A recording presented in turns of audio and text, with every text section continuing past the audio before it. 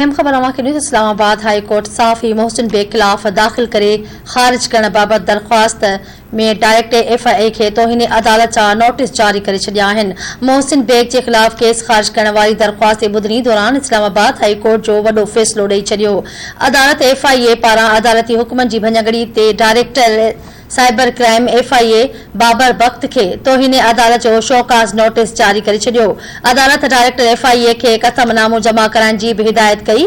Chief justice Athar Minallah चयो आहे त डायरेक्टर FIA ॿुधाए त उन ख़िलाफ़ तौहीन अदालत जी कार्रवाई छो न थिए।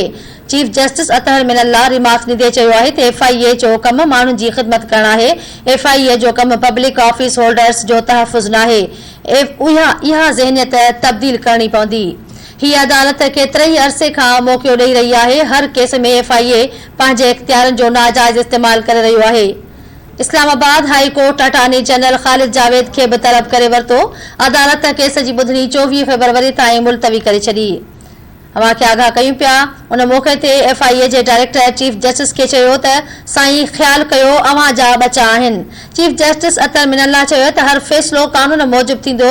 न अव्हां जा न मुंहिंजा बचा आहियूं, न ई आऊं तव्हां जो पीउ आहियां। इस्लामाबाद हाई कोर्ट साफ़ी मोहसिन बेग खिलाफ़ दाख़िल करे ख़ारिज करण बाबत दाख़िल दरख़्वास्त में डायरेक्टर FIA खे तौहीन अदालत जा नोटिस जारी करे छॾिया आहिनि।